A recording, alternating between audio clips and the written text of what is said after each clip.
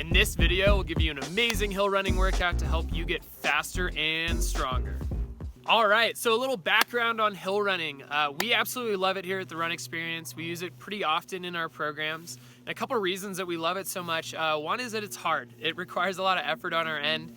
We get a lot of benefit in terms of muscle fiber recruitment, and we can really start to indoctrinate some of the really important technique things that we'll talk about often for flat ground.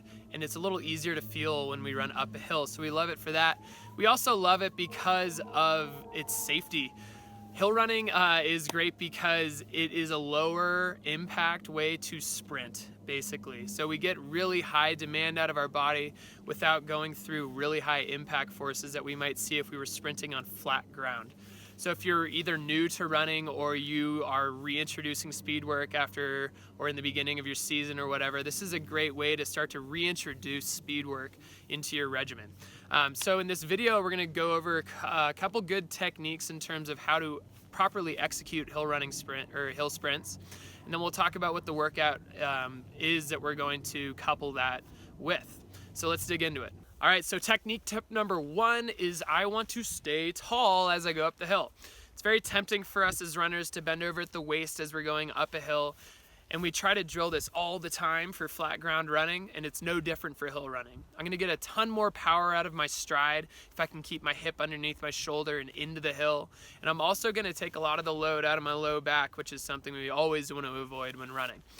So tip number one, stay tall as you go up the hill. All right, and technique tip number two for hill running is that we want to keep our cadence up.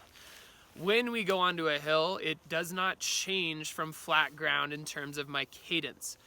What does change is my stride length, so it'll kind of feel like you're prancing, and that's totally fine. But the big takeaway is that we don't want to lose the natural cadence that we have on flat ground when we go into a hill. It becomes super tempting for us to overstride and kind of sludge up a hill, and that's something we want to avoid. And the way that we're going to do that is that we're going to run on flat ground, feel our cadence, and then just carry it into the hill and try to make that cadence carry through and not slow down. So technique tip number two was to maintain your cadence on your incline. All right, and our third and final tip for hill running is that we don't want to neglect our upper body. What we mean by this is that is a couple things. One is that we don't want to flex our shoulders up in our ears and not move our arms at all. And that can be really tempting because we're focusing so much on our lower body when we're going through sprints, especially hill sprints, that we kind of tense up top, and then we lose our arm swing entirely.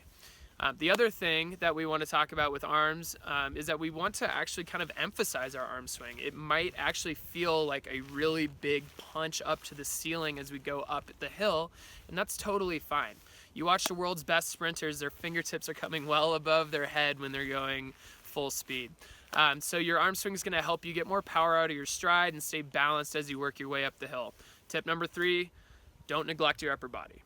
All right, and for our workout, what we're going to do is we're going to run for 20 to 30 minutes, just nice and easy so that we can get ourselves nice and warm before we work into these hill sprints. The hill sprints, we're gonna find a hill that allows us to maintain those three technique points. As a reminder, number one was that I'm gonna stay tall. The second one was that I'm gonna maintain my cadence. And the third one was that I'm gonna not tense up, and I'm gonna still use my arms to facilitate speed and balance and coordination in my run. So what that generally looks like is about a 5-degree hill for a lot of us, but just keep those three things in mind when selecting your hill. The workout after that 20 to 30 minute nice and easy run is 4 rounds of a 15-second all-out hill sprint. This hill sprint should be fast, and you should be pretty darn smoked by the end of that 15 seconds.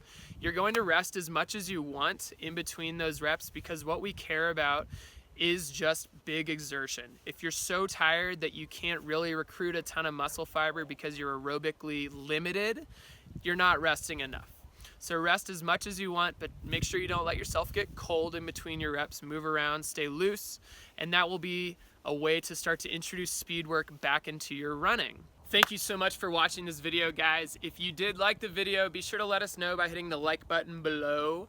If you have any questions or comments about this video, or you have suggestions about future videos, we'd love to hear. Drop us a note in the comments section and we'll get back to you as quickly as we can. We also have a ton more stuff on our channel about things from strength training for runners, 5K training, mobility, injury prevention, you name it. So be sure to subscribe to our channel if you're interested in getting some more stuff from us. And for making it this far in this video, we do have a free gift for you up here in the corner. If you go ahead and click that link, we'll take you to a place where you can drop your email in and we'll send that free gift to you. If you happen to be on a mobile device, you can do the same thing by accessing a link in the description. It'll take you to the same place for you to put your email in and send us that, and we'll send that gift out to you. Thanks again for watching, guys. We'll see you in the next video.